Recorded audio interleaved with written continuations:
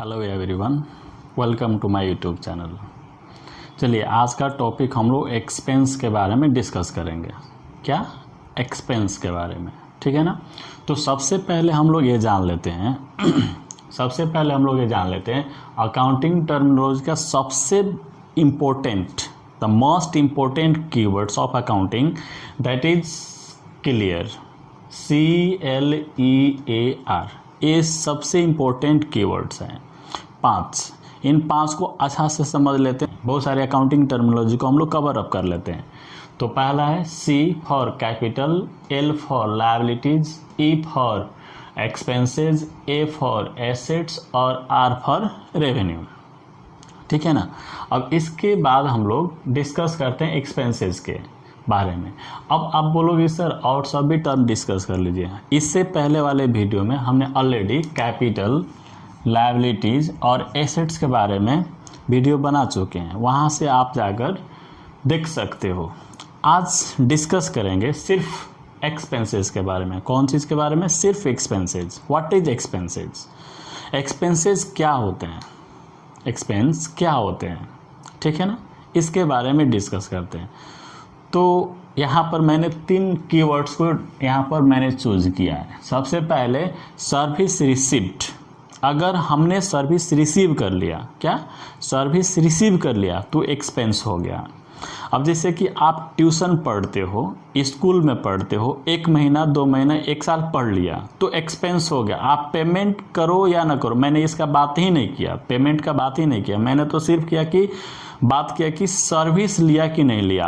आपने सर्विस ले लिया तो एक्सपेंस हो गया। सर मैंने पेमेंट किया ही नहीं तो एक्सपेंस कैसे हो गया? उसका बात नहीं कर रहा मैं। पेमेंट करो या ना करो, आज पेमेंट करो या कल पेमेंट करो, आज पेमेंट करोगे तो कैश आउटफ्लो हो जाएगा, आज पेमेंट नहीं करोगे तो एक लायबिलिटीज क्रिएट हो जाएगा। दैट इज मतलब वो हमारा एक्सपेंसेस नहीं हुआ, ऐसे नहीं बोल सकते। अब बोलोगे सर हम कभी पैसा ही नहीं देंगे, छोड़ देंगे, इसका मतलब आपका एक्सपेंस नहीं हुआ। वो उसके लिए बैड डेट क्रिएट हो गया। जो बंदा आपको सर्विस दिया है और आपने उसको पैसा पेमेंट किया ही नहीं, तो उसके लिए बैड डेट क्रिएट हो जाएगा, ठीक है ना। उसके लिए तो इनकम था, आज आपके लिए एक्सपेंसेस था, लेकिन कल के दिन में पेमेंट नहीं करोगे तो आप बोलोगे मैंने पेमेंट नहीं किया, तो नहीं किया, लेकिन आज वो तो एक लायबिलिटीज क्रिएट रहेगा। आप कभी ना कभी पेमेंट करोगे, कभी नहीं पेमेंट किया लाइफ में तो नहीं करोगे, लेकिन एक लायबिलिटीज क्रिएट है। तो सीधा मेरा बात क्या है कि आपने सर्विस ले लिया तो एक्सपेंस हो गया। जैसे कि आपने नाई के दुकान पर गया और आपने बाल कटा लिया तो एक्सपेंस हो गया। आप पेमेंट अभी का अभी कर दो तो कैश आउटफ्लो हो जाएगा, पेमेंट नहीं करो तो कल के दिन में पेमेंट करोगे, एक लायबिलिटीज क्रिएट हो जाएगा। आप बोलोगे मैं दूंगा ही नहीं, तो जब जब मिलेगा आपसे तब वो बोलेगा मेरा पैसा दे दीजिए, ठीक है ना। तो सर्विस रिसीव्ड, आप सर्विस ले लेते हो तो फिर वो एक्सपेंस बन जाता है, ठीक है। पेमेंट करो या ना करो दूसरी बात है। उसके बाद में मैं यहाँ पर लिखा हूँ थिंग्स कंज्यूम्ड। क्या? Things consumed. अब देखो सिर्फ सर्विस ले लेना एक्सपेंस नहीं होता। जैसे कि कोई वस्तु आप खरीद करते हो तो आप बोल सकते हो कि एक्सपेंस हो गया। आप वस्तु कोई खरीद करते हो, कोई थिंग्स खरीद करते हो, जैसे कि आप चावल खरीद किया, शुगर खरीद किया, कुछ भी किनते हो, तो क्या एक्सपेंस हुआ कि नहीं हुआ? तो बोलोगे सर हो गया एक्सपेंस, हमने तो शुगर खरीद के लिए एक्सपेंस होगा। नहीं, खरीद करते ही एक्सपेंस नहीं हो जाता है। अगर कोई आप थिंग्स खरीद करते हो तो खरीद करते ही आपने पेमेंट कर दिया या नहीं कर दिया तो उसका मैं बात ही नहीं करता हूँ। पेमेंट कर दिया तो कैश आउटफ्लो हो चुका है, कल के दिन में पेमेंट नहीं करना है। पेमेंट नहीं किए तो लायबिलिटीज क्रिएट हो जाएगा, दूसरा पार्ट है। मैं तो सिर्फ बात कर रहा हूँ कि आपने जो शुगर खरीद किया, जैसे कि यहाँ पर मैं एग्जाम्पल के रूप में लिखा हूँ 2 kg sugar consumed out of 8 kg sugar. नहीं, आपने 8 kg शुगर खरीद किया था। कितना? 8 kg शुगर खरीद किया था। आपने कितना केजी शुगर खरीद किया था? 8 kg शुगर खरीद किया था। उसमें से आपने 2 kg शुगर को कंज्यूम किया, खा गया या यूज कर लिया, ठीक है। तो 2 kg शुगर को ही हम लोग एक्सपेंस मानेंगे, ठीक है ना, जितना कंज्यूम कर लेंगे वही हमारा एक्सपेंस हुआ। अगर कुछ भी नहीं कंज्यूम किए, पेमेंट कर चुके हैं, यहाँ 1 kg का 10 रुपीज़ का रेट है, ठीक है ना, तो 80 रुपये पेमेंट कर लिया, इसका मतलब ये नहीं कि 80 रुपीज़ एक्सपेंसेज हो गया।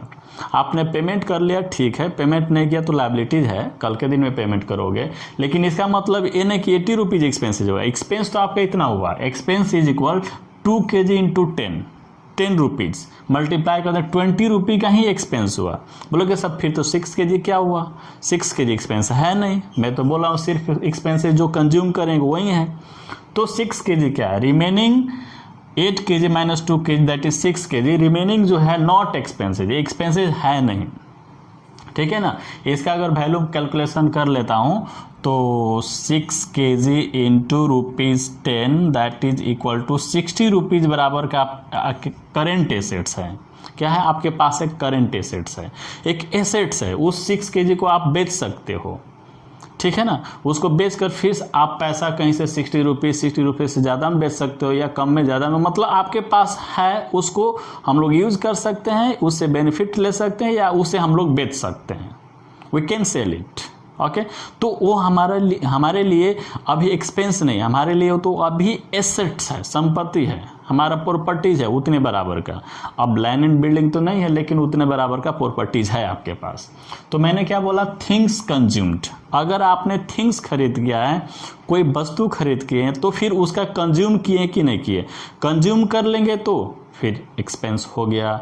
जब तक कंज्यूम नहीं करते हैं तो फिर एक्सपेंस नहीं हुआ। जैसे कि आपने सपोज करो, इमेजिन करो कि आपने पेंसिल खरीद किया, पेंसिल क्या खरीद किया, पेंसिल, 5 पेंसिल लिए, उसमें से 2 पेंसिल यूज किए, तो 2 पेंसिल का जो कॉस्ट प्राइस होगा या जो भी मोनेटरी वैल्यू होगा उसको एक्सपेंस बोलेंगे। अभी जो रिमेनिंग 3 पेंसिल्स है उसको हम लोग एक्सपेंस नहीं बोलेंगे, वो आपके लिए अभी एसेट्स, उसको बेच सकते हो, वहाँ से आपका पैसा आ सकता है, अभी यूज करना बाकी है, तो उसको हम लोग एसेट्स बोलेंगे, उसको एक्सपेंस नहीं बोलेंगे। अगर पूरा का पूरा पेंसिल यूज कर लिया तो एक्सपेंस हो गया। बात समझ रहे हैं ना, मतलब आपको थिंग्स को कंज्यूम करना है। अगर थिंग्स खरीद किया तो कंज्यूम करना है, कंज्यूम हो जाएगा तभी एक्सपेंस होगा। और तीसरा बात यहाँ पर मैंने लिखा है benefit enjoyed from fix assets. अब ऐसे भी हम लोग कुछ प्रॉपर्टीज खरीद कर लेते हैं, एसेट्स खरीद कर लेते हैं जिसको हम लोग यूज या कंज्यूम भी नहीं करते हैं, वो सर्विस मतलब उससे लेते हैं, लेकिन टाइम टू टाइम लेते ही रहते हैं सर्विस। जैसे कि हमने फैन खरीद कर लिया, फैन, आपने क्या खरीद किया, फैन, तो फैन को चलाओगे, हवा खाओगे, ठंडे रहोगे, ठंडे ठंडे दिमाग से सोचोगे, नहीं। आपने क्या खरीद किया, फैन खरीद कर लिया। अब तो इसे सर्विस एक दिन नहीं, रोज सर्विस लेते हो, तो मैंने तो बोला सर्विस ले लिया, तो फिर एक्सपेंस फर्स्ट वन कोर्स नहीं था, तो मैंने किसी और से सर्विस लेते हैं। ये तो मैंने खरीद कर लिया एसेट्स फैन, और ये हर दिन इसे सर्विस लेता हूँ, बेनिफिट्स लेता हूँ, और ये थिंग्स नहीं है कि इसको कंज्यूम कर लूँ, ये ख़त्म हो जाए। शुगर के जैसे, चावल के जैसा थिंग्स नहीं है जिसे मैं कंज्यूम कर लूँ और ख़त्म हो जाए, ऐसा भी नहीं है। अब ये तो फिक्स एसेट्स हैं, मतलब ये हमको बेनिफिट देगा लॉन्ग टर्म के लिए, मतलब एक दिन के लिए नहीं, 2 दिन 4 दिन के लिए नहीं, ये कुछ दिन के लिए हमको बेनिफिट देगा। ये फैन हमको क्या करेगा, एक दिन नहीं, हमको सालों साल बेनिफिट देगा। तो अब इसमें से एक्सपेंस कैसे निकालेगा, इमेजिन करते आपने जो फैन खरीद किया था उस फैन का कॉस्टिंग मैंने कर दिया 2000 कर दिया। क्या कर दिया मैंने, 2000 कॉस्टिंग कर दिया। 2000 में मैंने फैन खरीद किया था, 2000 मैंने क्या किया था, फैन खरीद किया था। अब बताओ क्या 2000 एक्सपेंस हो गया, नहीं। मैंने बोला था किनते ही एक्सपेंस नहीं होता है, उसको यूज़ करेंगे, उसे बेनिफिट लेंगे तो फिर एक्सपेंस होगा।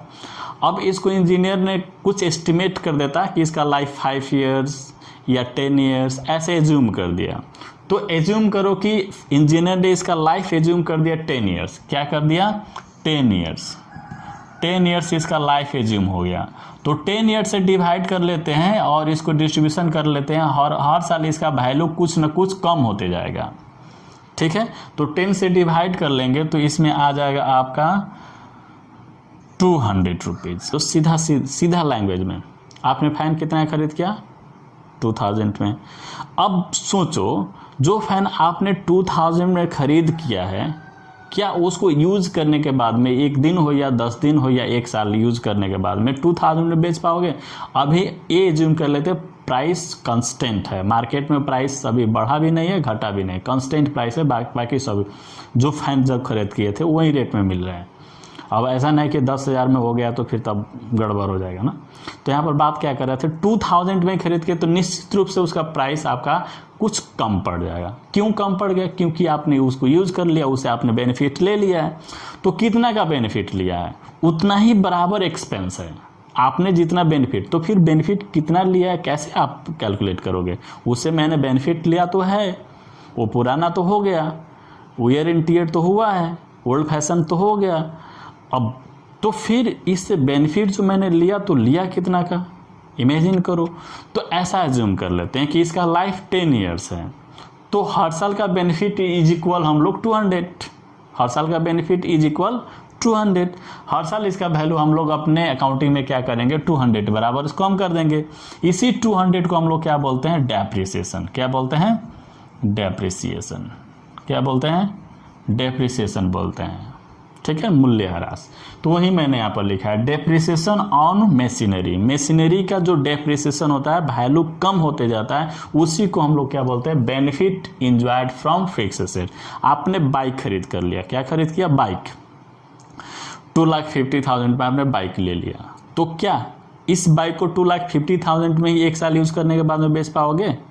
नहीं बेच पाएंगे ना। अभी बाइक का प्राइस कांस्टेंट मानते हैं, नहीं इंक्रीज हुआ है नया बाइक का, तो नहीं बेच पाओगे, पक्का नहीं बेच पाओगे, उससे कम में बेचना होगा आपको। तो कितना कम में बेचा, ठीक है, तो आप मार्केट प्राइस कैलकुलेट कर लो। एक आइडिया ये है, ईयर से भी कैलकुलेट कर सकते हैं। दूसरा, आप मार्केट में रिवैल्यूएट करा लो। अभी मार्केट में बेचने जा रहे हैं तो 2 लाख ही मिल रहा है, 2,50,000 साइज का दाम 2 लाख ही मिल रहा है। इसका मतलब 50,000 इसका कम हो गया ना, वो 50,000 जो कम हो गया, that is your benefit you have enjoyed from that bike. इसका मतलब आपने 50,000 का आपने बेनिफिट वहाँ से ले चुके हैं। तो that 50,000 will be the depreciation and this will be the benefit you have enjoyed from the fixed asset, that is expenses. 2,50,000 को एक्सपेंसेस नहीं मानेंगे, सिर्फ 50,000 को एक्सपेंसेस मानेंगे। तो आपने समझ लिया है कि सर्विस अगर ले चुके तो एक्सपेंस हो चुका, थिंग्स को कंज्यूम कर लिए तो एक्सपेंस हो गया, या फिक्स एसेट खरीद करते हैं तो उससे जितना बेनिफिट लेते जाते हैं तो फिर उसका एक्सपेंस होते जाता है। इसमें एक ही बात, टोटल अमाउंट को हम लोग एक्सपेंस नहीं मान लेते। 2,50,000 का आपने बाइक खरीद किया, इसका मतलब 2,50,000 का एक्सपेंस नहीं, उसमें से बेनिफिट हर साल जितना लेंगे उसका वैल्यू जितना कम होगा उतने बराबर को हम लोग एक्सपेंस एज्यूम करेंगे, ठीक है ना। तो अब इन तीनों वर्ड्स को यूज करके मैंने यहाँ पर डेफिनेशन लिखा है, द मॉनेटरी वैल्यू होना चाहिए, ठीक है ना। कितना वैल्यू, जो सर्विस लिए उसका वैल्यूएशन क्या है, मनीस वर्थ, मतलब मनी में उसका वैल्यूएशन क्या है in the terms of money. The monetary value of received service, जो आपने सर्विस लिया उसका मॉनेटरी वैल्यू क्या है, या कंज्यूम थिंग्स, जो आपने थिंग्स कंज्यूम किया उसका मॉनेटरी वैल्यू क्या है, या आपने जो benefit enjoy from the fix asset, fix asset को आपने यूज़ किया, उसे बेनिफिट्स कितना इंजॉय किए उसका, इनको क्या बोलेंगे हम लोग, एक्सपेंसेस या expense. The monetary value of the received things, received service, consumed things और benefit enjoyed from fix asset is called expense. Example के रूप में, salary at the end of month और ईयर, हमने वर्कर से काम करा लिए, उसका सैलरी तो बन चुका, तो एक्सपेंस हो चुका। लेकिन सर पेमेंट तो नहीं किया, फिर बात हुई, पेमेंट वाले बात तो करना ही नहीं है। आपने पेमेंट कर दिया तो कैश आउटफ्लो हो जाएगा, पेमेंट नहीं किए तो फिर कंपनी के लिए, बिजनेस के लिए लायबिलिटीज़ क्रिएट हो जाएगा, वो पेमेंट कल परसों तो करना ही पड़ेगा, ठीक है ना। तो आपने सर्विस ले लिया, बस इतना ही देखना वहाँ पर। ऑफिस रेंट, 1 महीना हो गया, 1 साल हो गया, फिर ऑफिस रेंट एक्सपेंसेस हो गया। Flight for the travelling by बस, ट्रेन, एरोप्लेन, जो भी आप ट्रैवलिंग करते हो तो उसका जो टिकट का पैसा पेमेंट कर देते हो, तो पैसा पेमेंट करते हैं, टिकट का एक्सपेंस अभी नहीं एज्यूम करेंगे, ठीक है ना। जब वहाँ पर सर्विस ले लेंगे, बैठकर एक दूसरे से दूसरे जगह पर पहुँच जाएंगे तो फिर हमने पेमेंट करेंगे या नहीं करेंगे दूसरा बात, लेकिन एक्सपेंस हो गया, ठीक है ना। अब यहाँ पर ये तो एग्जाम्पल ऑलरेडी क्लियर कर चुके थे, नहीं, वो कोई भी चीज़ को कंज्यूम करना और यह बेनिफिट लेना, मशीनरी का बेनिफिट लेना। जो मैंने मोबाइल ख़रीद किया है, उस मोबाइल को मैंने यूज़ कर रखा है, तो वहाँ से जो बेनिफिट मैं हर साल यूज़ करते जाता हूँ, हर साल बेनिफिट मैं लेते जाता हूँ, तो दैट बेनिफिट को हम लोग एक्सपेंस मानेंगे। अब उसका मॉनेटरी वैल्यू कैसे निकलेगा हर साल? दूसरा एक तो आइडिया है कि इंजीनियर उसका लाइफ टाइम बता देगा, तो लाइफ टाइम से डिवाइड कर लेंगे उसको कोर्स से, हर साल का उतना वैल्यू हम लोग कम कर लेते हैं। अकाउंटिंग में पढ़ाया जाएगा, अकाउंटिंग फॉर फिक्स एसेट्स या अकाउंटिंग फॉर डेप्रिसिएशन चैप्टर में एक पढ़ोगे इसके बारे में, ठीक है ना, कैसे प्राइस को हम लोग डिवैल्यूएट करते हैं, कितना डेप्रिसिएशन होना चाहिए हर साल, तो डेप्रिसिएशन हो तो कितना होना चाहिए, इसका मेथड्स डिफरेंट है, स्ट्रेट लाइन मेथड्स है, डिमिनिशिंग बैलेंस मेथड्स है, और सारे मेथड्स है वहाँ पर डिस्कस किया। बस इतना आपको समझना है कि हर साल उसका जो वैल्यू कम हो जाता है तो उतना वैल्यू बराबर को बेनिफिट आपने इंजॉय कर लिया है, ठीक है, तो उतना ही बराबर को हम लोग डेप्रिसिएशन एज्यूम करेंगे, ठीक है ना। तो आज के टॉपिक में बस इतना रखते हैं। लेकिन आपने बोलोगे सर पेमेंट नहीं किए तो बार बार, आपने पेमेंट नहीं किए तो बार बार, तो उसको हम लोग लायबिलिटीज़ बोलेंगे। पेमेंट नहीं करेंगे तो क्या बोलेंगे, उसको लायबिलिटीज़ बोलेंगे। जैसे सैलरी आपने पेमेंट नहीं किया तो फिर सैलरी एक लायबिलिटीज़ बन जाएगा, आउटस्टैंडिंग सैलरी उसको बोलते हैं, उसको पेमेंट करना होगा कल के दिन में।